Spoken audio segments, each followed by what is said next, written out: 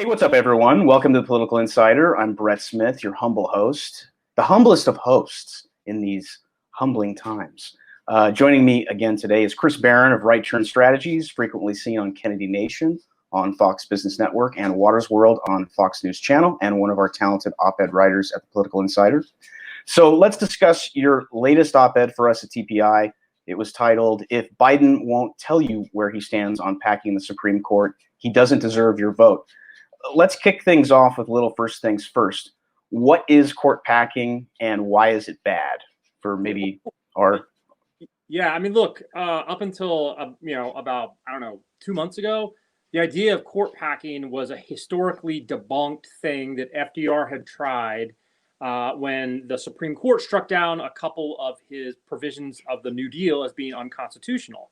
And so FDR, after winning re-election, decided that rather than deal with the Constitution, he'd prefer to have a Supreme Court that would do what he wanted. So he suggested packing the court, adding additional justices. Essentially, he would offer full retirement benefits to any Supreme Court justice who would go ahead and retire. If not, they would get an associate justice added to the court to alongside them who'd have a full vote, which would mean you could have at that point up to 15 Supreme Court justices. This was roundly criticized. Even the Democratic-controlled Congress rejected this as, a completely ridiculous overreach. For decades, law review articles and legal articles have been written about the idea of court packing and have completely and totally trashed it as, something that would be, incendiary to the very nature of the court and would set off this one-upsmanship. So let's say a Democrat gets elected, they add 2 justices. Okay, well, a Republican gets added, they elected, they add 4 more. I mean, you get up with, we got 175 Supreme Court justices. I mean, it's a ridiculous concept, but, and like I said, one that was completely and totally disfavored even by liberal legal scholars up until, surprise, surprise, Ruth Bader Ginsburg dies. And suddenly it looks like we have an opportunity to move the court to a strongly conservative court for a generation. And now suddenly what was ludicrous and the worst idea ever is a great idea, and we need to do it immediately. Right. And so tell us what Joe Biden has been saying about this or not saying about court packing. Well, it seems like this is a pretty easy one. Like, if you're elected, what's your position on the future of the Supreme Court? I mean, Democrats are telling us that with the court in balance, that everything in the world is hanging in the balance. Abortion, marriage, the environment, immigration, vote like your life depends on it. And then when Biden gets asked a question about, are you going to add additional justices to the court? He said, I'm not going to tell you. I'm not going to tell you, because it's going to distract from the real issues at hand if I give you an answer, which of course was shorthand for, I don't want to offend my liberal base by saying I'm against court packing, and I don't want to annoy, independent and reasonable people by saying I'm actually for this ridiculous position. It got even worse for him at the end of last week when he was asked, well, don't you think voters deserve to know? And his response was, no. I mean, can you imagine? You imagine if when Trump was running in 2016, he'd have been asked a question as existential to the future of the country as, are you going to try to shove additional Supreme Court justices onto the court so that you have a court that will bend to your will? And his response was, I'm not going to tell you.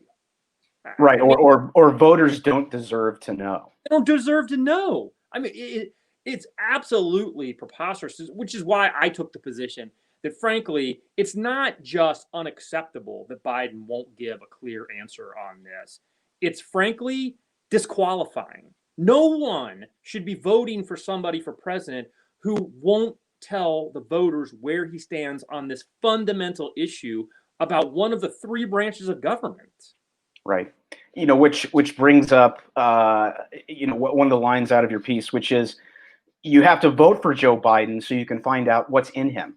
Yeah. I mean, the Democrats have done this before. I mean, they did this with the stimulus, the Affordable Care Act, all these things you got to vote for before we tell you what's in it. And by the way, this isn't the first time Biden won't tell people about where he stands with the Supreme Court. When Trump ran for president, he released a list of potential Supreme Court justices, folks that he would consider for the highest court if he were elected. Biden has refused to do the same thing. Right now, the president has nominated Amy Coney Barrett. The voters know this is the kind of justice that the president would nominate. Joe Biden refuses to release any list. You know, he could release the list of 100 names, whatever. Like, he refuses to release any list. And of course, the only reasonable explanation for that is because the people who would make up said list would be horrifying to middle America. You know, forget just the court packing angle of this. Has any presidential candidate ever told voters straight up that they don't deserve to know their positions on a major issue such as this? No, it's unprecedented. It's absolutely unprecedented. And again, imagine the shoe being on the other foot.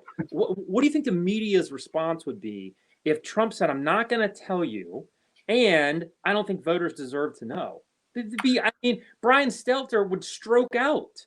You know, I mean, the CNN crawl for 3 straight days would be about this. I mean, it's just unbelievable. Yeah, they'd be apoplectic. So just this morning, the Political Insider covered an Axios report that Biden is the least scrutinized candidate ever. What the hell is going on here? Well, a couple of things. One, Axios referred to Biden as being lucky. Like, this isn't lucky. This is you know, this isn't like oh, he just wandered through and no one asked any questions. What luck, you know? No, he's not getting asked questions intentionally. This isn't luck. This is an assist from the media. Of course, you know, and people are like, "Oh, kudos to Axios for recognizing that Biden is the least scrutinized candidate ever." Okay, well, congratulations for telling me water's wet. Axios is a media outlet. They could do something about this. Instead of just telling us that Biden's the least scrutinized candidate ever, I got an idea. How about scrutinize Joe Biden? How about make him answer some of these tough questions? How about have him tell voters where he stands on major issues? How about not letting him try to have it both ways on things like the Green New Deal, on fracking? Make him answer these tough questions instead of just writing this piece about, oh, he's the lucky and the least scrutinized candidate ever. Do your damn job, man. Ask the tough questions. Yeah, that could have been written by Captain Obvious, frankly, over at Axios.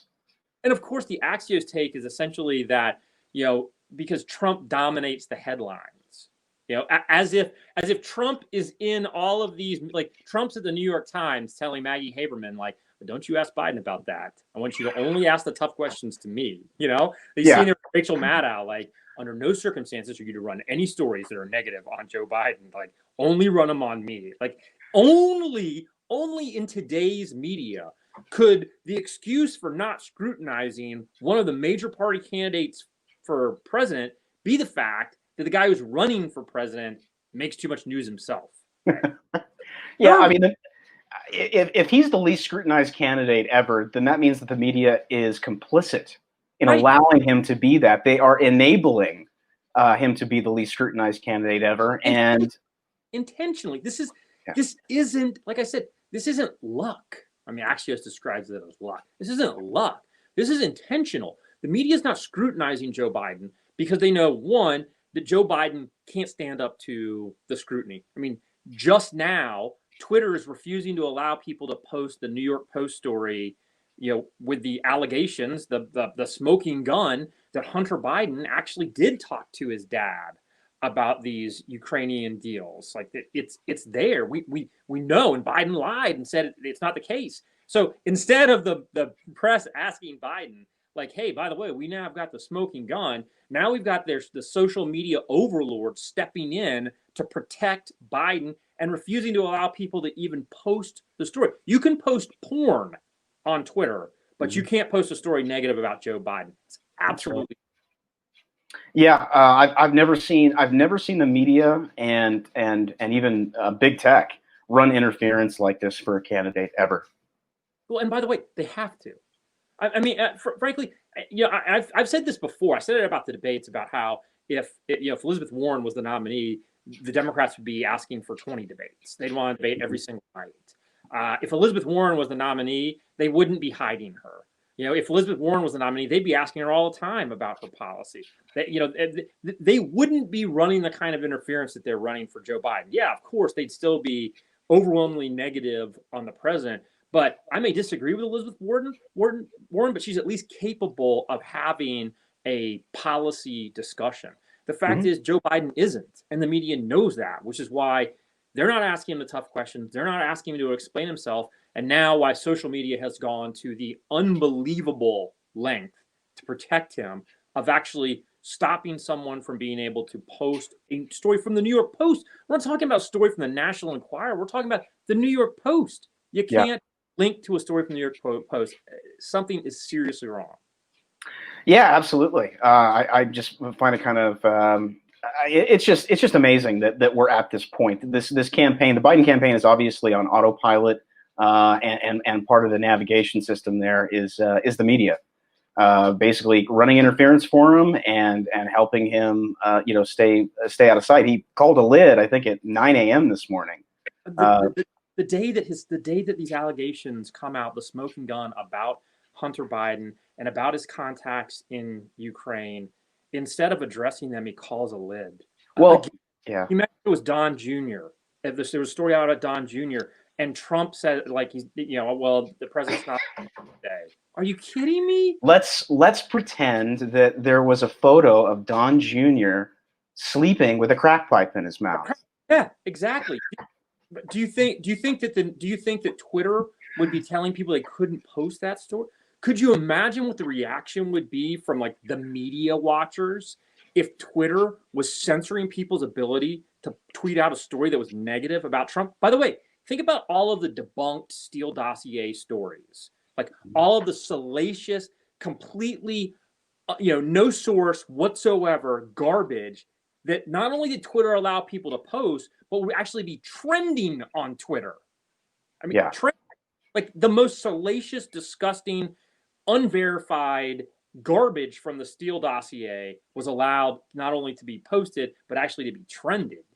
And now today, we're seeing Twitter not even allowing you to post it, and Facebook saying that they were slowing down people from being able to post about it. Right. And of course, by the way, the comms guy from Facebook who they send out is a guy who used to be the comms guy for the DCCC. Well, what a freaking surprise. I can't believe that. I didn't know that. Yeah. DCCC, worked for Barbara Boxer. Like, of course. Like, I mean, like I said on Twitter, like, Facebook's, they're not even trying anymore. Like they're not even trying to hide their bias here. Like, they're so committed to just winning at all costs that they'll do whatever it takes. And by the way, let me caution people that if, God forbid, and I don't think this is going to happen, but if the president loses re-election, it is not going to be seen as a referendum on whether or not Trump did a good job or not. It's going to be seen as a pile-on by social media and by the media who attempted to take down this president. These people are undermining the process, and they're undermining the legitimacy of the process. And they need to step back, and they need to let the last few weeks of this election take place without interference. Yeah, I agree. With the little bit of time we have left, let's jump over to Amy Coney Barrett. We've got the Supreme Court over the hearings going on over the last 3 days. We've got some, kind of the usual suspects with some fireworks. You got Mazie Hirono asking if Amy Coney Barrett has ever raped anyone. Sheldon Whitehouse's conspiracy place cards. He started to remind me of Oliver Stone. You got Kennedy asking about Ibram's colonizer question about Amy Coney Barrett's Haitian children. Senator Spartacus mansplaining yesterday was probably one of the most cringiest things I've ever seen, and he just kept going on and on and on. Look, he wouldn't stop. Here's the thing about Mazie Hirono. Look, I know you know this. Like, any guy in his group of friends has got that guy who, if you ever need somebody to do or say something stupid or embarrassing, like, that guy's the guy you go to ask to do it. Like, he's just a dumbass, he'll do it. Well, Mazie Hirono is that person for the Senate Democrat. Like if they have a question that like they don't want to humiliate themselves by asking, like Dick Durbin's like slide this down to Maisie, you know? Like She's like Mikey with life cereal. Give it to Mikey, he'll try like, it. she doesn't care. Like she's completely not there. Like she doesn't even understand how much she's embarrassing herself. And by the way, you remember what the scene was like during the Kavanaugh hearings, where the streets were flooded with anti-Kavanaugh protesters. My friend Amy Kramer from Women for America First is in town for the hearings, and she sent me a picture from in front of the Supreme Court about an hour ago. You know how many people were there? Zero. Zero. None. Look, this thing. The reason why Democrats are asking ridiculous questions is because this is done. It's over. There is no legitimate basis of attack to be leveled against Amy Coney Barrett.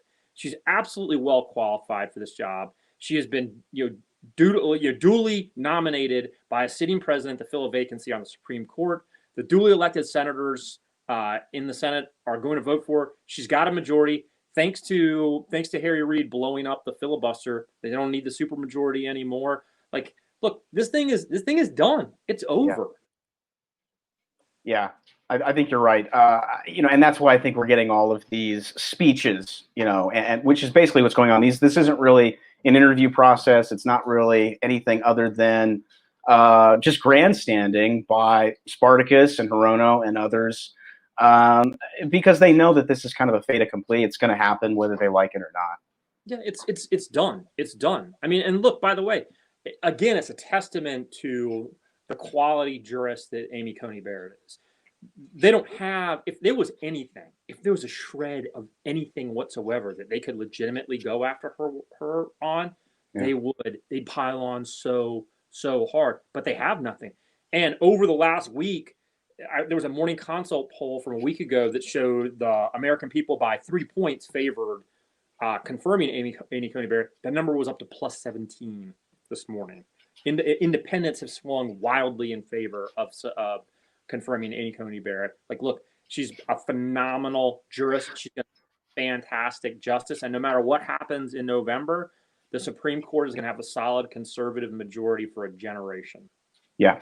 It's like we talked about on our last video. The Dems really, they have nobody to blame but themselves for being in this position. They could have played the long game, had Ruth Bader Ginsburg retire under Obama. They could have put anyone they wanted in there, and they know they've blown it. That's the one thing that I see with these hearings is they all know that they've blown it. It's over with, and they gambled and they gambled wrong. They bet on the wrong horse. And by the way, kudos to President Trump because he gambled. He gambled by not nominating Amy Coney Barrett for the last time, and instead nominating Justice Kavanaugh. And he said at the time, reports where he said he was saving her for the Ruth Bader Ginsburg seat, which, you roll dice. It could be a Ruth Bader Ginsburg seat that gets filled by a Joe Biden, not by a Donald Trump. But he gambled right, as he so often does. And now we're going to have an Amy Coney Barrett on the Supreme Court, and that makes me pretty damn happy. Yeah, me too. I think she's going to be a fantastic justice, and what it means long term for us, who favor constitutionalist judges. It's like you said, we're looking at 30 or 40 years potentially for her because she's 48. Yep. She's a Gen Xer. I mean, it's unbelievable. I mean, she's 4 years older than me, which is just. She's one of us. Yeah, I know. It just blows my mind. I love it. I was telling Sean, much smarter with a much better life story. So much smarter, definitely. Probably the two of us combined. I mean, I can't believe the brain on that woman. It's unbelievable. Yeah, unbelievable. Yeah, no, I was talking to Sean Parnell last week about how it's exciting to see all these Gen Xers and even older millennials who are in their late 30s, early 40s starting to take power because it's a huge sea change in a lot of ways because it's a generational shift and that needs to happen. And frankly, it's like every time, this whole hearing, it's made me think of that scene from Star Wars in A New Hope where Han Solo says to Luke, "Where did you dig up that old fossil?" Yeah. In relation to Obi-Wan Kenobi, because every time I turn on these hearings, it's just these old fossils. You got Leaky Leahy, all these old people. Dianne Feinstein was talking about, she's like, oh, I was in high school in the 50s. And it's just like, 87 old. Time to go. Please just go. There's a deck chair. It's the same with Joe Biden. There's a deck chair out there with a drink with an umbrella in it, just waiting for you. Absolutely. Why can't they just, they're all multi-millionaires. Why can't they just go, retire, enjoy life, leave us alone, let a younger generation take over? Absolutely. They're just addicted to power. Yeah, absolutely. All right. Well, we're out of time. I want to thank Chris for joining me. Everyone make sure and check out thepoliticalinsider.com and subscribe to our newsletter so you never miss any of our stories from our talented writers like Chris. Also, follow us on Facebook, Instagram, and Twitter. Please like and share this video far and wide. Subscribe to the Political Insider channel on YouTube and hit the bell for notifications so you never miss any of our exciting new videos. Everyone have a great day, and we will see you again next time. Thanks. Thanks.